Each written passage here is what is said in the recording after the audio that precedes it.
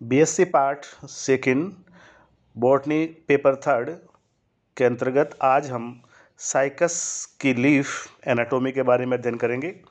जैसा कि पूर्व में बताया जा चुका है, साइकस की पत्तियां डाइमॉर्फिक होती हैं जो सामान्यतः फोलिएज और एसिमिलेटरी लीव्स और स्केल लीव्स कहलाती हैं।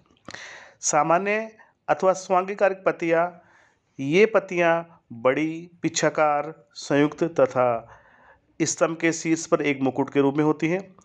ये यूनिपिन्नेट तथा पेरिपिन्नेट होती हैं। प्रत्येक पत्ती में लीफलेट के 80 से 100 जोड़े पाए जाते हैं जो प्राय रेकिस के दोनों ओर पार्श्वों पर विपरीत क्रम में व पास पास व्यवस्थित होते हैं। प्रत्येक लीफलेट अवरंत, लंबा, रेखिक अथवा अंडाकार होता है। इसके उपांत चपटे हुए हो सकते हैं जैसे साइकस रम्फाई में, अथवा मुड़े हुए साइकस रिवोल्यूटा में होते हैं। इसका शीर्ष एक्यूट अथवा स्पाइनी होता है। लीफलेट में केवल एक मिडरिप अर्थात मध्य सिरा होती है तथा पार्श्व सिराओं का अर्थात लेटरल वेन्स का पूर्णतः भाव होता है। यंग पत्ती का रेकिस सीधा अथवा फनस की भांति कुंडलित या सरसिनेट होता है। लीफलेट सदैव अंदर की ओर कुंडलित होते हैं। तरुण अवस्था में पत्ती तनुसल्को अर्थात रेमेंटा से ढकी होती है। दूसरी स्केल लीव्स या सल्क की पत्तियां, ये पत्तियां प्राय छोटी, भूरी व लगभग त्रिकोणीय होती है। इनकी सतह रेमेंटा से ढकी होती है। इनमें प्रकाश संश्लेषण की क्षमता नहीं होती है।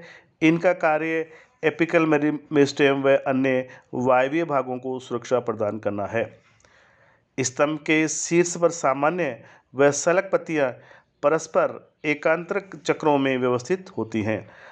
सामान्यतः एक वर्ष में पत्तियों में केवल एक ही मुकुट अर्थात क्राउन का निर्माण होता है, परंतु साइकस सर्सिनेलिस, साइकस रम्फाई में प्रतिवर्ष पत्तियों के 2 मुकुट बनते हैं।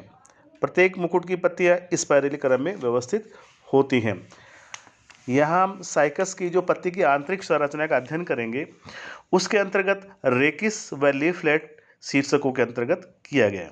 सबसे पहले बात करते हैं रेकिस की। तो रेकिस की बात करते हैं तो TS rachis, 2 arm of the basis of leaflet are present on the rachis, one of each sides. Rachis की बात करें तो अनुप्रस्थ परिच्छेद में रेकिस की बाह्य रेखा बेलनाकार प्रतीत होती है, अर्थात epidermis is the outermost layer of the rachis consist of thick walled cells. Leaflet rachis की अभ्यक्ष सतहों पर 2 पंक्तियों में व्यवस्थित होते हैं।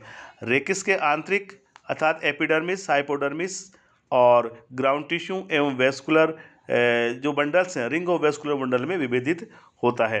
तो रेकिस जो रेकिस है consist of thick walled cells द्वारा बना होता है। It is heavily cutinised on circularized on its upper as well as the lower sides. The present are regularly distributed sunken stomata पाए जाते हैं। Hypodermis is present below the epidermis. It is differentiated into 2 to 3 layers of chlorophyll containing thin-walled cells of chloronchyma and inner 4 to 6 layer of the thick-walled lignified cells of sclerenchyma. Ground tissue is a large region consist of thin-walled parenchymatous cells. Many mucilage canals and vascular bundles are present in the region. Vascular bundles are arranged in the shape of an inverted green letter omega. Each vascular bundle surrounded by a bundle sheath. It is a conjoint, collateral and open. इस तरीके से जो rachis है, rachis की anatomy में हम देखते हैं कि जो सबसे बाहर की परत है वो बाह्य त्वचा कहलाती है, एकल स्तरीय परत होती है। इसकी सतह क्यूटिकल की मोटी परत से ढकी होती है। बाह्य त्वचा में चारों ओर धसे हुए सनकन स्टोमेटा पाए जाते हैं। सनकन स्टोमेटा पाए जाते हैं अर्थात रंध्र पाए जाते, धसे हुए रंध्र पाए जाते हैं। प्रत्येक रंध्र में 2 गार्ड सेल्स व 2 सब्सिडरी सेल्स से निर्मित होता है। बाह्य त्वचा के ठीक नीचे हाइपोडर्मिस अथवा अधश्चवता होती है। यह भी 2 प्रकार की कोशिकाओं से निर्मित होती है। बाह्य त्वचा के ठीक नीचे क्लोरेनकाइमा की 2-3 परतें होती हैं। इसकी कोशिका भित्ति पतली होती है। इसके अंदर की ओर मोटी भित्तियुक्त स्क्लेरेंकाइमेटा सेल्स की 4-5 परतें पाई जाती हैं। रेकिस की अभ्यक्ष सतह पर दृढ़ोत की हाइपोडर्मिस की केवल 2-3 परतें ही पाई जाती हैं। इसी तरीके से जो ग्राउंड टिश्यू है, भ्रूणोतक है, वो पेरेन्काइमा कोशिकाओं से निर्मित होता है। इसमें अनेक श्लेष्मी नलिकाएं अर्थात म्यूसिलेज कैनाल पाई जाती हैं। इसी तरह भ्रूणोतक में अनेक वेस्कुलर बंडल्स ये पाए जाते हैं जो कि ओमेगा शेप में अर्थात उल्टे आकार के चाप में व्यवस्थित होते हैं। प्रत्येक सवन पूल के चारों ओर एक दृढ़ कोशिकाओं का आच्छाद पाया जाता है जिसे बंडल शीथ कहते हैं। इस तरह प्रत्येक सवन पूल कॉन्जॉइंट होता है, संयुक्त होता है, बहिपोषवाही कोलेटरल होता है एवं ओपन अर्थात वृद्धि होता है। ये डिप्लोजाइलिक होते हैं, द्विधारुक होते हैं अर्थात इसमें 2 प्रकार के जाइलम, सेंट्रीफ्यूगल जाइलम व सेंट्रीपिटल जाइलम पाए जाते हैं। रेकिस के आधार मध्य व शीर्ष भाग के संवहन पुलों में जाइलम व फ्लोएम की व्यवस्था भिन्न भिन्न होती है। रेकिस के आधार पर संवहन पुल अपकेंद्री जाइलम दर्शाते हैं। इसमें प्रोटोजाइलम रेकिस के केंद्र की ओर अर्थात एंडार्च या अधिदारुक होता है। जाइलम की इसी प्रकार की दशा स्तंभ में भी पाई जाती है। रेकिस के आधार से लगभग 4 सेंटीमीटर दूरी पर अपकेंद्री जाइलम की मात्रा कम होने लगती है।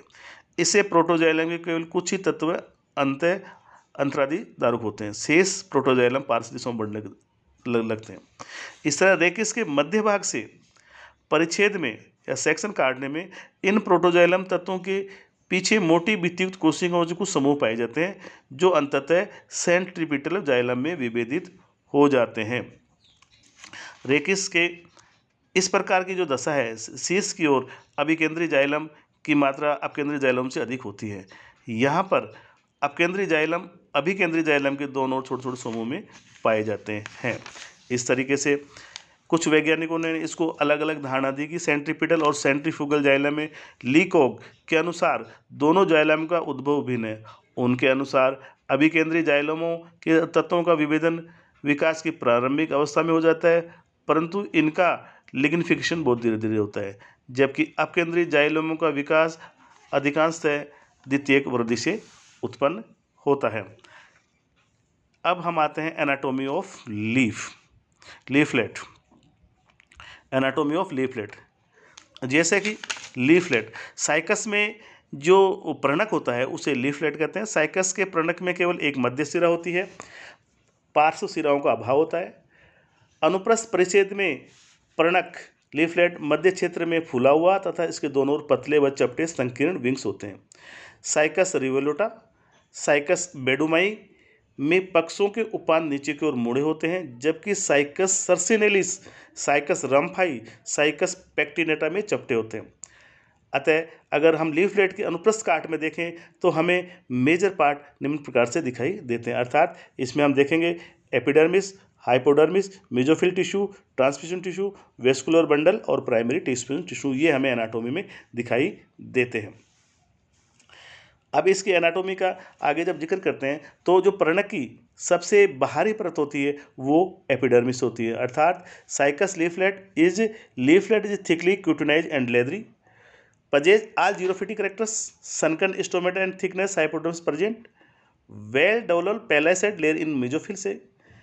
Between the palisade and lower mesophyll layer there are transverse running long colorless cells in 3-4 layers extending from midrib to near leaf margin. These constitute the transfusion tissue. Midrib consists of a broad triangular centripetal xylem and 2 small patches of centrifugal xylem, thus diplozylic. Phloem abaxially placed. इस प्रकार हम इसकी leaflet की आंतरिक संरचना की बात करते हैं तो जो लीफलेट की सबसे बाहर की जो परत है वो एपिडर्मिस कहलाती है। यह एक कोशिकीय मोटी व क्यूटिकल की परत से ढकी हुई होती है। अब देखेंगे upper epidermis, this is upper और दिस इज लोअर एपिडर्मिस। तो दो प्रकार, जो अपर एपिडर्मिस है बाह्य त्वचा वो सतत होती है, परंतु लोअर एपिडर्मिस बाह्य त्वचा में अनेक दसे हुए रंध्र पाए जाते हैं। रंध्र केवल पक्षों में ही पाए जाते हैं, अर्थात मध्य शिरा क्षेत्र में ये अनुपस्थित होते हैं। बाह्य त्वचा के ठीक नीचे स्क्लेरेनिकाइमेटस हाइपोडर्मिस होती है। अपाक सतह पर एक सतत परत उपस्थित होती है। मध्य शिरा क्षेत्र में इसकी मोटाई पक्ष क्षेत्र की अपेक्षा अधिक होती है।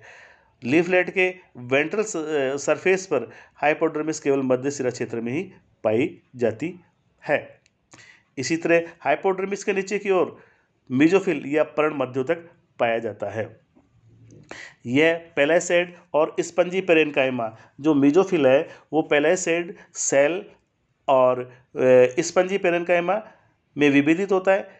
जो पेलाइसेड लीफलेट की अपाक सतह की ओर दृढ़ोत्तकी हाइपोडर्मिस के नीचे एक सतत परत के रूप में पाया जाता है। इसकी केवल एक परत होती है। स्पंजी पेरेन्काइमा केवल पक्षों में उपस्थित होता है। इसकी कोशिकाएं गोल अथवा अंडाकार होती है तथा इन कोशिकाओं के बीच में बड़े बड़े इंटरसेलुलर स्पेस पाए जाते हैं। पेलाइसेड व स्पंजी पेरेन्काइमा दोनों प्रकार की कोशिकाओं में क्लोरोप्लास्ट प्रचुर मात्रा में होता है।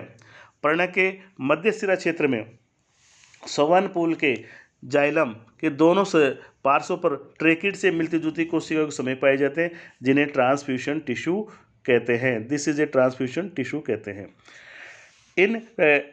ये ट्रांसफ्यूजन टिश्यू की कोशिकाएं छोटी व चौड़ी होती है तथा इनकी भित्ति पर रेटिकुलेट थिकनिंग अर्थात जालिकावत स्थूलन अथवा परिवेशित गर्द बोर्डेड पिट्स पाए जाते हैं।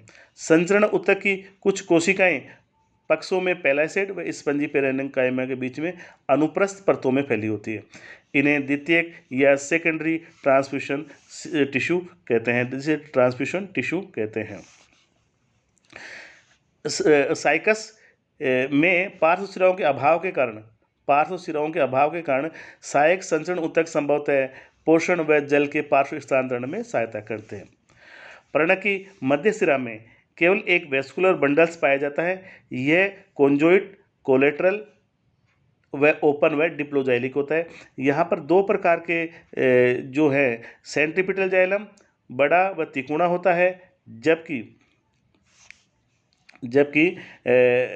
इसके दोनों पार्श्वों पर सेंट्रीफ्यूगल जाइलम के छोटे छोटे समूह पाए जाते हैं। जाइलम की निचली सतह पर फ्लोएम की एक चाप होती है। दिस इज फ्लोएम की चाप होती है। यह फ्लोएम पेरेन्काइमा व चालने वाले को अर्थात जो फ्लोएम है वो फ्लोएम पेरेन्काइमा सीव ट्यूब से निर्मित होता है। जाइलम व फ्लोएम के बीच कैम्बियम की एक परत होती है। तो इस प्रकार से ये हम इसकी लीफ की एनाटोमी का देखते हैं। तो यहाँ पर दो प्रकार के जो इसमें टिश्यूज हैं, दो प्रकार के सेंट्रीफ्यूगल जाइलम और सेंट्रीपिटल जाइलम, दो प्रकार के जाइलम पाए जाते हैं। और स्पंज जो इसका मेजोफिल है मध्योतक है वो दो प्रकार की स्पंजी पेरेन्काइमा और पेलाइसाइड सेल में डिवाइडेशन होता है।